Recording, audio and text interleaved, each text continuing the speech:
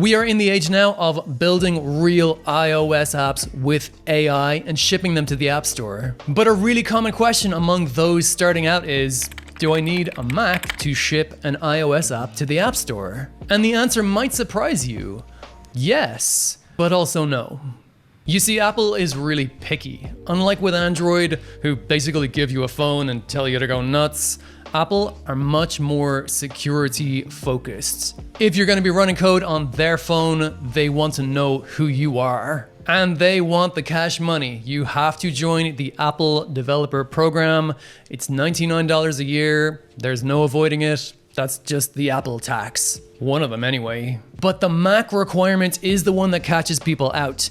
$2,000 for a MacBook is not exactly the same monetary burden as $99, and buying the Mac is totally unnecessary. The reason I say that yes, you need a Mac, but actually you don't, is because yes, the app does need to be built on Mac hardware. You just don't have to own that hardware. Expo is the undisputed king of saving all of this hassle for you, specifically Expo application services. So let's run through an example. Now, I appreciate the irony of doing this example on a Mac. This just happens to be the machine that I work with at the moment. But on Windows, you can, of course, do the exact same thing. Now I'm going to scaffold up a new Expo project. You just need to copy this prompt, visit the link in the description.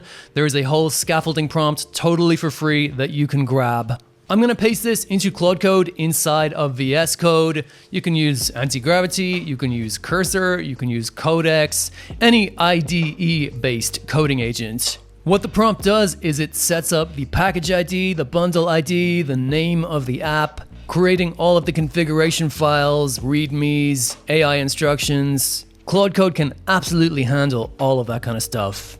What's less obvious is how you might configure this list of files and create an actual app bundle with it that you can install on your phone. This is the magic of EAS, Expo Application Services.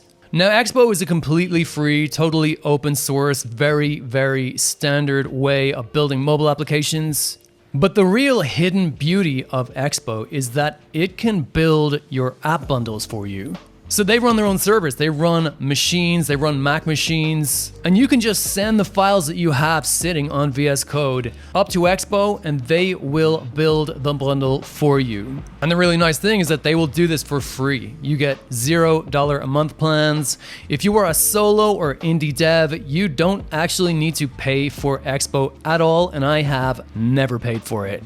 The catch is that you've got to make sure that you make the builds count. You get 15 Android builds and 15 iOS builds per month. It is more than enough, trust me. So all you gotta do is create a free account, pop open a terminal in VS Code, type in EAS, log in. You don't even need AI for this, it will get in your way. You log in with a browser, and once you're logged in, you just need to type in EAS init, create your new project inside of EAS.